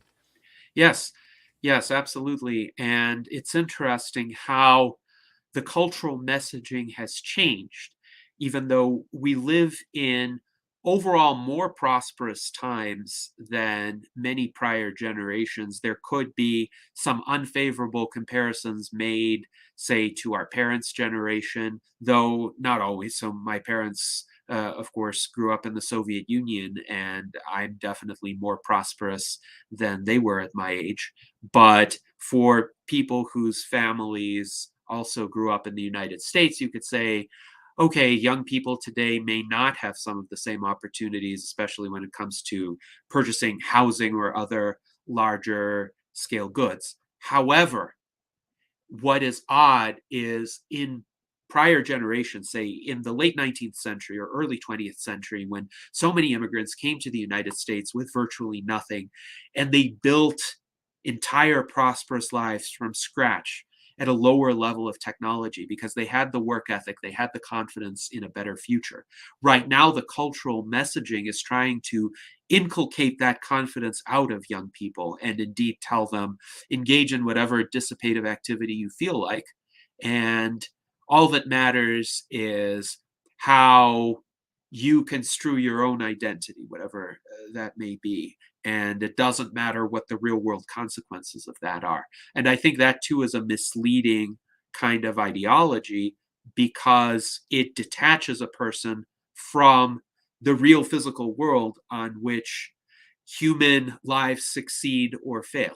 So I think it's important in certain respects to return to attitudes of self-reliance, of life being meliorable, subject to improvement, and the willingness to work really hard to get there. Because if you're able to work really hard to get there, you can overcome some of these obstacles, even deleterious societal trends as well. But the key is to have that sense of purpose and the sense that life can be better, and it is up to you to a great extent. I know it's been kind of a fairy tale to kind of watch Ray Kurzweil follow this path, and then we talked about how you've interviewed him in his former book, Singularity is Near, but you also mentioned Singularity is Nearer. I don't know how much you've read that. Have you checked that out yet? I have not had the opportunity yet, but I definitely will in the not too distant future, and I'd be happy to talk to you about that. My general observation about Ray Kurzweil's predictions is that from the standpoint of technological feasibility, he has largely been correct in terms of when certain technologies were possible. I mentioned previously on your show that driverless cars existed in 2009 when Ray Kurzweil predicted that they would exist. But technological capabilities do not imply societal adoption. So in addition to the technologies existing, they have to be mass produced. They have to be marketed. People have to accept them. The legal framework has to be there to enable their acceptance, to prevent quirks like how to determine liability from impeding mass adoption. So that hasn't happened yet in terms of autonomous vehicles. Now, there are certainly advances. There are certain cities where level 4 autonomous vehicles can operate, and there's a system of 5 levels. Level 5 autonomous vehicles could potentially drive anywhere all on their own without human intervention, and those don't exist yet. But Tesla's level 4 self-driving cars have kind of gotten it finally. Like, it took a while, but like they've got a pretty good setup going now. Right. I would say Tesla is still level 2 or 3, though, because quite emphatically, and Tesla's own guidance will communicate this, you need a human driver behind the wheel paying attention, being ready to intercede in any situation. But there are autonomous taxis, like Waymo has fleets of autonomous taxis that are level 4 autonomous, which means they can completely operate on their own within a predefined domain.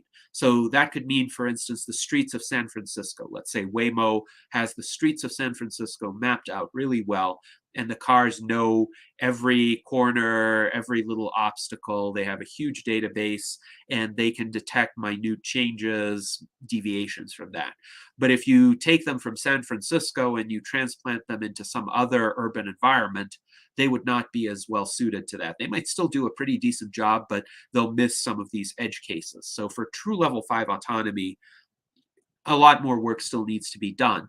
But it is a lot further along than it was in 2009. And it's further along in terms of societal adoption. The fact that you can order an autonomous taxi right now is a lot of progress. Though I think the true revolution will be when we can purchase truly autonomous vehicles, when you could own a level 5 self-driving car. That would be amazing. Well, it would save so many lives. Can you just, the own nothing and be happy thing seems like the one they're going for. Really quickly, Dyson sphere technically possible but not likely. He's talking about Dyson spheres. By the way, have you ever seen a theoretical map of the amount of satellites around the world moving along? Yeah, that's astonishing. Yeah, this idea of the singularity is interesting to me. So how do you think the singularity relates to transhumanism in that sense?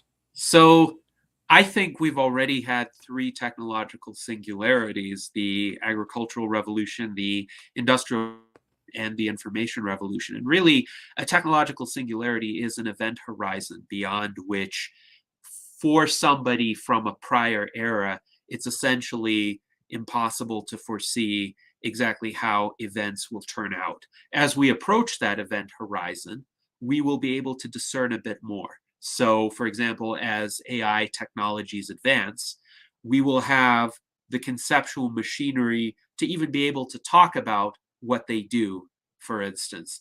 Think about what the conversation would have been like about image generating or music generating AIs even 20 years ago. And even in 2019, I was thinking of algorithmically generated music, and that had existed as a kind of niche pursuit for a while, but I wrote a paper about musical creativity through algorithms and AI in 2019. And back then, that was still an extremely novel idea. Few people really understood what I was talking about. And right now, essentially, millions of fairly ordinary people, not necessarily casual adopters. Yes, not necessarily tech savvy people at all, can go to a website like Suno and create a song, all for themselves based on their own lyrics, their own stylistic inputs.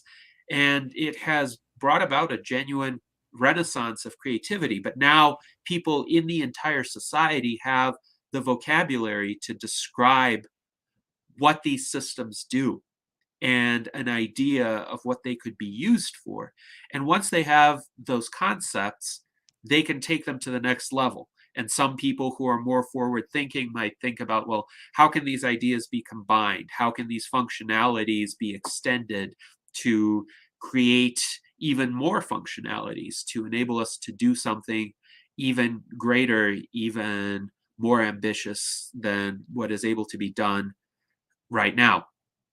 So Ray Kurzweil still posits 2045 as the date for the singularity as he conceives of it, which is essentially artificial superintelligence, when AIs become so much more intelligent than humans that essentially they can create a new world that is different from anything that we're capable of conceiving of, except it's not a dystopian scenario because we will have essentially merged with these AIs, according to Ray Kurzweil. So their capabilities and our capabilities would become integrated, and our future selves would be able to anticipate the next steps in that transition. So while it may seem like an event horizon to us right now, to us in the year 2044, maybe that will seem like, oh, just the next few steps that follow from the reality as it will be at that time. Man, it's crazy. We're like maybe 25 years almost from the post-singularity expectation of Kurzweil. How excited are you, and what are you thinking about in terms of the 2050 yourself in 2050? Well, my hope is that myself in 2050 will be younger, smarter, more capable, more accomplished, and have a much longer life expectancy from so just that Jack point Benny. forward. You just want to be Jack Benny. You want to be 29 forever. All right, that's fair. Yeah, I don't have any ambition of like becoming a digital entity or anything like that. I just want to be myself, but more durable without the limitations that I currently have. And I think those future technologies would enable it. But from an aesthetic standpoint, it's quite possible that humans then will resemble humans now. To some extent, there will be stylistic modifications. There will be a lot more diversity. So transhumanists do advocate for a concept called morphological freedom, which means people will be able to determine to a great extent what they look like. But some people, and that would include myself, will opt for a more traditional aesthetic, and I think that world will. When you look this good, as well. You know, what are you gonna just keep it the way it is. Tell me how to plug the Transhumanist Party, because this is one of my favorite things. And also, where can I buy a shirt? Do you have a shop on here? I've been meaning. Oh yes, we do. If you scroll to the bottom of this page, we have a Zazzle shop on the homepage. Just scroll up a little bit from that when you start seeing content. Yes, there Zazzle. it is. So click on Zazzle here, and the Transhumanist Party is almost 10 years old now. It will turn 10 on October 7th, 2024. And as you can see, we have a lot of merchandise here: shirts, mugs, bumper stickers. We have a presidential candidate, Tom Ross, and a vice presidential candidate, Daniel Tweed. You can see you have Tweed on this shirt. That's based. I like Tweed. Yes, Daniel Tweed is here. And you can also see how AI art generation has advanced with these images. But we have so many styles to choose from. The Transhumanist Party advocates for putting science, health, and technology at the forefront of American politics. We want to actually achieve the kind of future that we were discussing, but we recognize that it's not guaranteed. It's not a foregone conclusion when futurists talk about these scenarios like a forthcoming technological singularity. We need to do some work to make it happen. We can't just sit back. And this is my paper, The United States Transhumanist Party and the Politics of Abundance.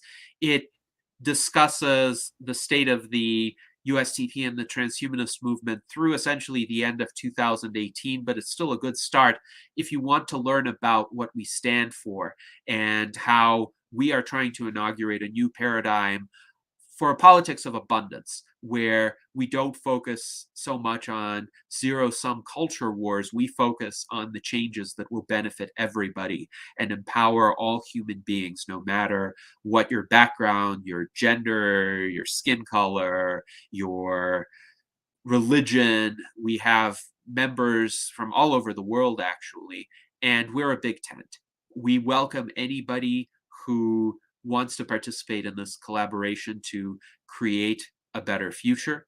And I would just encourage you, if you're interested in any of the ideas that were discussed on the show, you can go to the free membership page on our website, sign up. It takes less than a minute. As the title suggests, it's free. You just fill out a simple application, and then you'll join our mailing list. You'll be able to participate in our platform votes and votes for endorsing future candidates, and generally get involved. We have a lot of projects for which we need volunteers. We need to build up our website. We need to build up informational resources about transhumanism, and we need more people to engage in advocacy at state levels. We need more people to monitor legislation, for instance, that may be relevant to various emerging technologies. We also advocate electoral reforms like ranked choice voting or proportional representation that could help break this logjam that the two-party system has placed the United States in. That's awesome. And I think you guys give advice to voters too, right? In circumstances of what is going on. Yes. And what we hope to do for this election is to provide some guides about ballot propositions in certain states. We certainly want to do those guides for Nevada and California, but other states too will have ballot questions where people can vote directly on the issues. And that's actually a more reliable way to affect policy than voting for a particular candidate. If you vote for a human, that human might do something different than what you intended. But if you vote for a policy or against a policy, you know pretty much what outcome you would like to get, and your vote can definitely help to move the needle toward that outcome. So we try to inform people. We are a policy-oriented political party. So we're not seeking to score points against any other group of people or any other party. We actually want to see some meaningful changes happen. And you often have to work through that. And, if you're in a state that's run by the blue or the red, going through something that's kind of independent, you can work through both. And you can actually tell your local constituency or politicians about policies that are being voted on or could be voted on that are mentioned by the Transhumanist Party. So I think it's something that's really useful, even though it's not the monolithic elite New World Order party. That might be the thing to do. Don't just be independent. Stand for something. You know what I mean? Yes, absolutely. So I think one of the vulnerabilities of a lot of the independent or minor political parties is that it hasn't been exactly clear what they've stood for. For instance, the Forward Party, I think, started out with very noble motivations, and I certainly appreciate what Andrew Yang has been trying to do in terms of actually talking about technology and its implications, and also advocating for electoral reform. So I think the Forward Party is very well intentioned and could be aligned with us, but it has become a bit diluted. So some of the more ambitious points of Andrew Yang's campaign, like a universal basic income, have not really been emphasized by the Forward Party. And indeed, the Forward Party essentially threw out its platform altogether. And so they're doing some good activism on the ground, but if it's not clear what an organization stands for, people kind of lose track of it, and it's not as memorable. Or if you have an organization like the Libertarian Party, which is really being torn apart by schisms to the point where at the Libertarian National Convention, 40% of the delegates decided to vote for none of the above, which was essentially a call for the Libertarian Party to not endorse any candidate. Yes, and essentially capitulate to Trump because Trump decided to grace them with his presence. And fortunately, the other 60% decided to still nominate a candidate, Chase Oliver, and I think he's pretty good.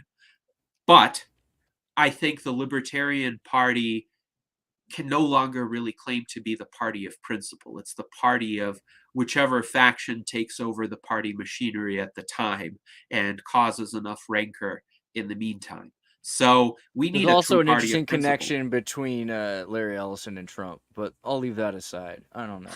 I mean, hey, he's doing well. He seems kind of witty, so it must be a good thing. I also want everyone to subscribe to your YouTube channel. You did an amazing video, I think it was yesterday, right? The salon you did with Dan about the, the Carrington event and the radio and the invention of amateur radio and how that was ethereally uplifting for humanity. I think these are really great. So I hope all of you are checking out the United States Transhumanist Party virtual enlightenment salons, because he does these rather regularly and they're fantastic. Yes, we do them every Sunday at 1 p.m. Pacific time, 4 p.m. Eastern time. We have done them every Sunday since May of 2020. So this was a great innovation that stemmed out of necessity to a certain extent, because during the early pandemic, people were locked down, people were isolated from one another, but we still needed a way to communicate. We still needed a way to exchange ideas and advance our civilization.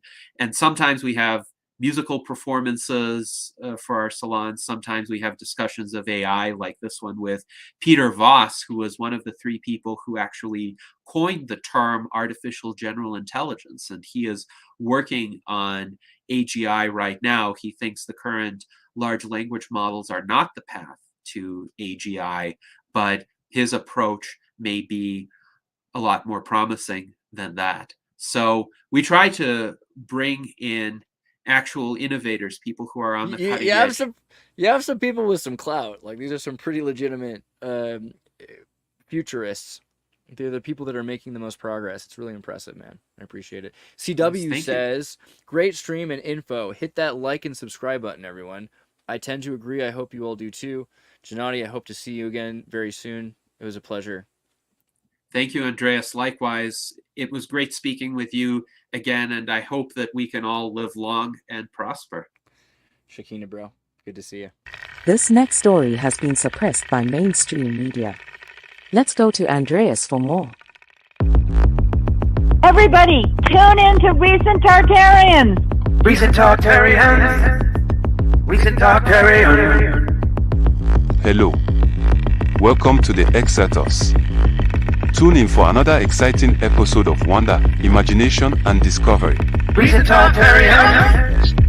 Она образует всеобщие закономерности, определяющие законы классической физики для нашего Sometimes I мира. look at the moon and just think, your skin's beautiful. Baby, when I met you, there was peace unknown.